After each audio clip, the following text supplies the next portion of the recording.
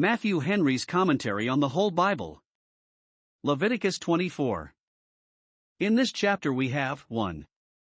A repetition of the laws concerning the lamps and the showbread, verses 1 to 9. 2. A violation of the law against blasphemy, with the imprisonment, trial, condemnation, and execution of the blasphemer, verses 10 to 14, with verse 23. 3. The law against blasphemy reinforced, verses 15 and 16, with sundry other laws, verse 17, etc. Laws concerning the lamps, 1490 BC. 1. And the Lord spake unto Moses, saying, to command the children of Israel, that they bring unto thee pure oil olive beaten for the light, to cause the lamps to burn continually. 3. Without the veil of the testimony, in the tabernacle of the congregation, shall Aaron order it from the evening unto the morning before the Lord continually, it shall be a statute forever in your generations. For he shall order the lamps upon the pure candlestick before the Lord continually. 5. And thou shalt take fine flour, and bake 12 cakes thereof, 2/10 deals shall be in 1 cake.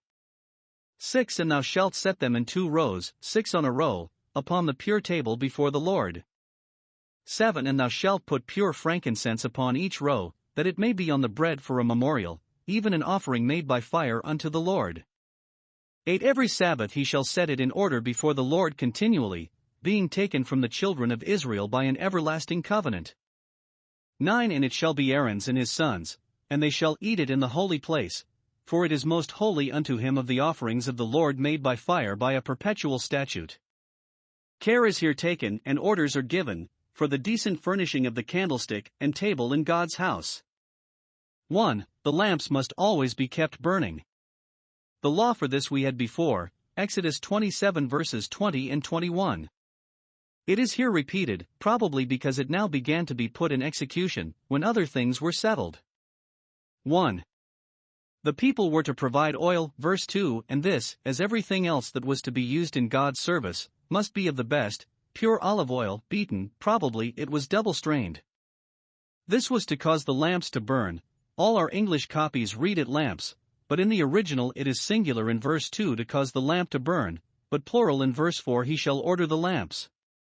The 7 lamps made all 1 lamp, in allusion to which the blessed Spirit of grace is represented by 7 lamps of fire before the throne, Revelation 4 verse 5, for there are diversities of gifts, but one Spirit, 1 Corinthians 12 verse 4. Ministers are as burning and shining lights in Christ's church, but it is the duty of people to provide comfortably for them, as Israel for the lamps. Scandalous maintenance makes a scandalous ministry. 2.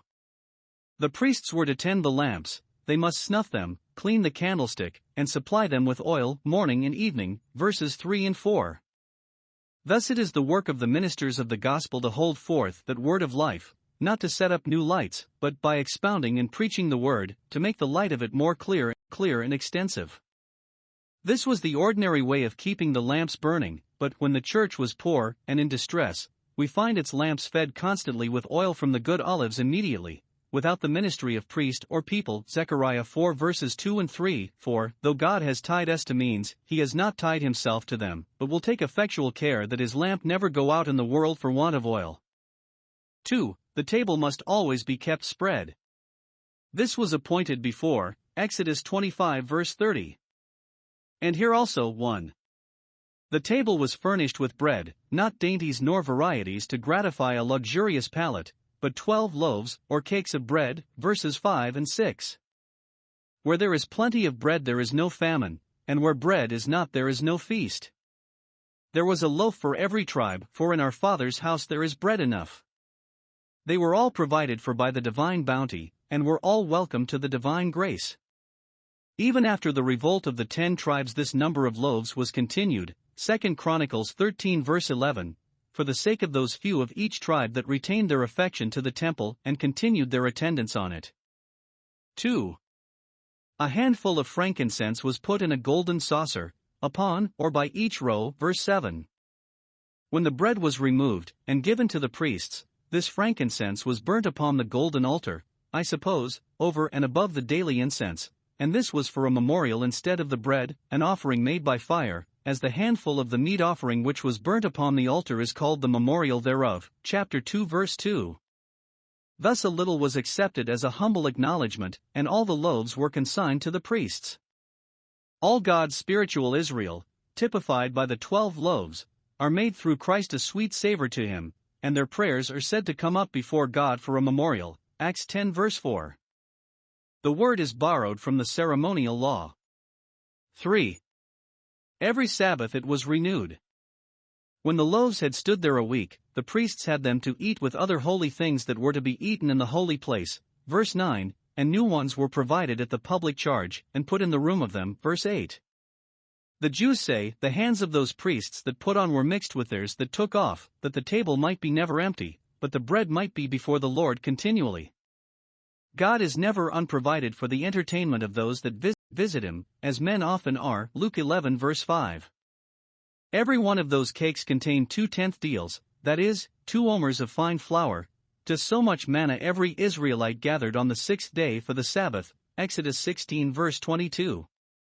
Hence some infer that this showbread, which was set on the table on the Sabbath, was intended as a memorial of the manna wherewith they were fed in the wilderness. Christ's ministers should provide new bread for his house every Sabbath day, the production of their fresh studies in the Scripture, that their proficiency may appear to all. 1 Timothy 4 verses 1 and 5. The blasphemy of Shelemith's son, the punishment of Shelemith's son. 1490 BC.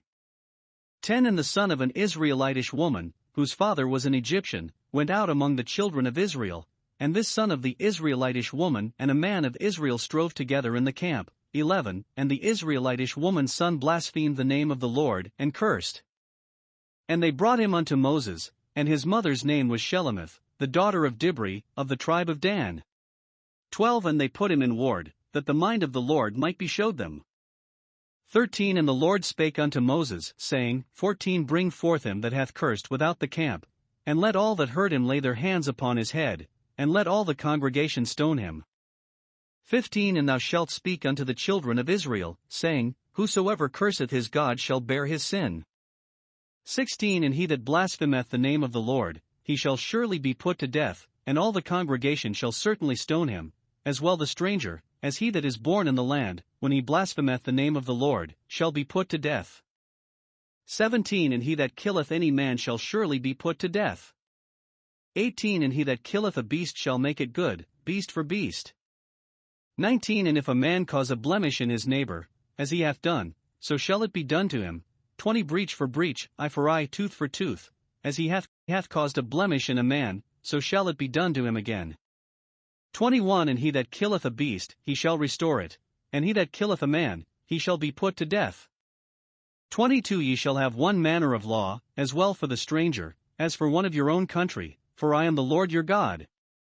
23. And Moses spake to the children of Israel, that they should bring forth him that had cursed out of the camp, and stone him with stones. And the children of Israel did as the Lord commanded Moses. Evil manners, we say, beget good laws. We have here an account of the evil manners of a certain nameless mongrel Israelite, and the good laws occasioned thereby. 1. The offender was the son of an Egyptian father and an Israelitish mother. Verse 10. His mother was of the tribe of Dan. Verse 11. Neither he nor his father is named, but his mother only, who was an Israelite. This notice is taken of his parentage either 1. To intimate what occasioned the quarrel he was engaged in. The Jews say, he offered to set up his tent among the Danites in the right of his mother, but was justly opposed by some or other of that tribe, and informed that his father being an Egyptian he had no part nor lot in the matter, but must look upon himself as a stranger. Or 2. To show the common ill effect of such mixed marriages. When a daughter of Israel would marry an idolatrous malignant Egyptian, what could be the fruit of such a marriage but a blasphemer? For the children will be apt to take after the worse side, whichsoever it is, and will sooner learn of an Egyptian father to blaspheme than of an Israelitish mother to pray and praise. 2. The occasion of the offense was contention. He strove with a man of Israel. The mixed multitude of Egyptians that came up with Israel, Exodus 12 verse 38, were in many ways hurtful to them, and this was one. They were often the authors of strife. The way to preserve the peace of the church is to preserve the purity of it. In this strife he broke out into ill language. Note, when quarrels begin we know not what mischief they will make before they end, nor how treat a matter a little fire may kindle. When men's passion is up they are apt to forget both their reason and their religion, which is a good reason why we should not be apt either to give or to resent provocation, but leave off strife before it be meddled with, because the beginning of it is as the letting forth of water. 3. The offense itself was blasphemy and cursing, verse 11. It is supposed that his cause came to be heard before the judges, who determined that he had no right to the privileges of an Israelite, his father being an Egyptian, and that, being enraged at the sentence, 1. He blasphemed the name of the Lord. He blasphemed the name, that is, he blasphemed God, who is known by his name only, not by his nature, or any similitude. Not as if God were a mere name, but his is a name above every name. The translators add of the Lord, which is implied, but not expressed, in the original, for the greater reverence of the divine majesty. It is a shame that it should be found on record that the very name of Jehovah should be blasphemed. Tell it not in Gath. It is a fond conceit of the superstitious Jews that his blasphemy was in pronouncing the name of Jehovah, which they call ineffable. He that made himself known by that name never forbade the calling of him by that name. It is probable that finding himself aggrieved by the divine appointment, which separated between the Israelites and strangers, he impudently reproached both the law and the lawmaker, and set him at defiance. 2. He cursed either God himself, and then his cursing was the same with blaspheming, or the person with whom he strove. Imprecations of mischief are the hellish language of hasty passion, as well as of rooted malice. Or perhaps he cursed the judges that gave sentence against him. He flew in the face of the court, and ridiculed the processes of it. Thus he added sin to sin. 4. The caution with which he was proceeded against for this sin. The witnesses or inferior judges brought him and his case, which was somewhat extraordinary, unto Moses, verse 11, according to the order settled, Exodus 18 verse 22, and Moses himself would not give judgment hastily, but committed the offender into custody, till he had consulted the oracle in this case. Note, judges must deliberate.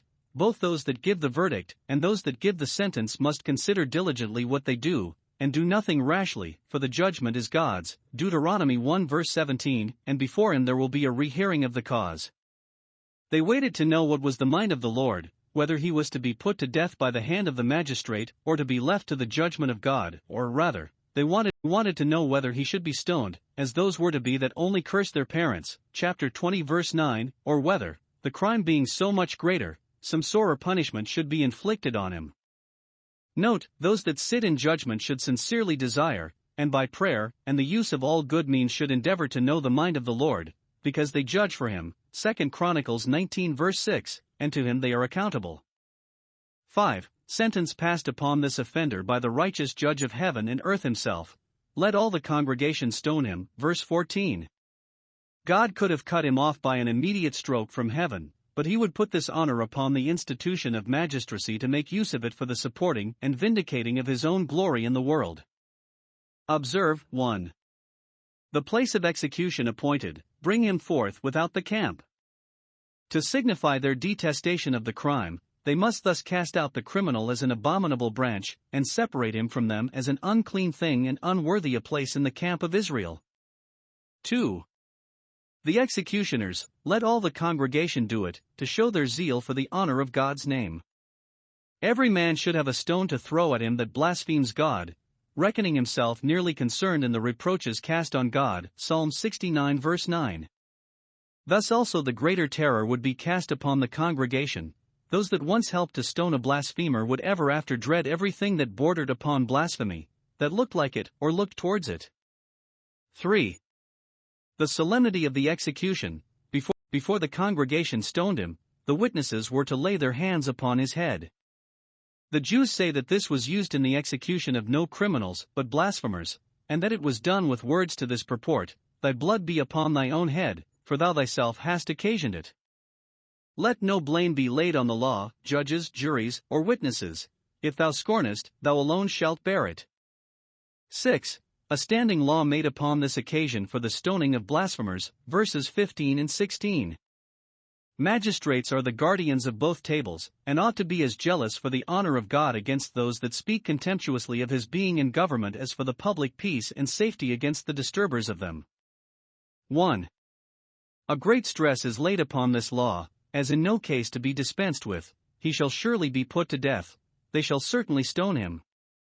Those that lightly esteemed God's honor might think it hard to make a man an offender for a word. Words are but wind.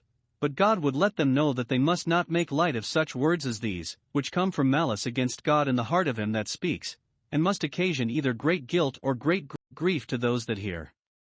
2. It is made to extend to the strangers that sojourned among them, as well as those that were born in the land. God never made any law to compel strangers to be circumcised and embrace the Jewish religion. Proselytes made by force would be no honor to the God of Israel, but he made a law to restrain strangers from speaking evil of the God of Israel. 3. He that was put to death for blasphemy is said to bear his sin, in the punishment of it, no sacrifice being appointed, on the head of which the sin might be transferred, he himself was to bear it upon his own head, as a sacrifice to divine justice.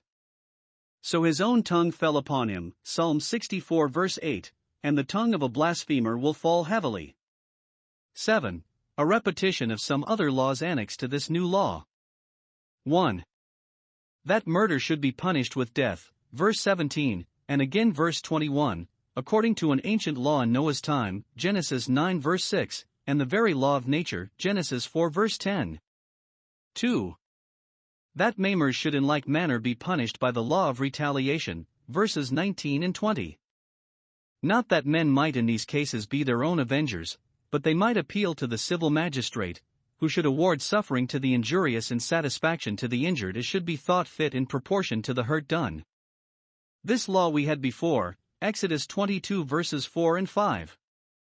And it was more agreeable to that dispensation, in which were revealed the rigor of the law and what sin deserved, than to the dispensation we are under, in which are revealed the grace of the gospel and the remission of sins, and therefore our Savior has set aside this law, Matthew 5 verses 38 and 39, not to restrain magistrates from executing public justice, but to restrain us all from returning personal injuries, and to oblige us to forgive as we are and hope to be forgiven. 3. That hurt done willfully to a neighbor's cattle should be punished by making good the damage, verses 18 and 21. Thus the divine law took not only their lives, but their goods also under its protection. Those beasts which belonged to no particular person, but were, as our law speaks, ferae naturae of a wild nature, it was lawful for them to kill, but not those which any man had a property in. Does God take care for oxen? Yes, for our sakes he does. 4. That strangers, as well as native Israelites, should be both entitled to the benefit of this law, so as not to suffer wrong, and liable to the penalty of this law in case they did wrong. And, it should seem, this is it that brings in these laws here, to show how equitable it was that strangers as well as Israelites should be punished for blasphemy, because strangers as well as Israelites were punishable for other crimes. And there may be this further reason for the recognition of these laws here. God would hereby show what provision he had made for man's safety, in punishing those that were injurious to him, which should be an argument with magistrates to be jealous for his honor, and to punish those that blasphemed his name. If God took care for their comfort, they ought to take care for his glory. 8. The execution of the blasphemer. Moses did, as it were, sign the warrant or it, he spoke unto the children of Israel to do it, and they did as the Lord commanded Moses, verse 23. This teaches that death is the wages of sin, and that blasphemy in particular is an iniquity to be punished by the judges. But if those who thus profane the name of God escape punishment from men, yet the Lord our God will not suffer them to escape his righteous judgments. This blasphemer was the first that died by the law of Moses. Stephen, the first that died for the gospel, died by the abuse of this law. The martyr and the malefactor suffered the same death, but how vast the difference between them.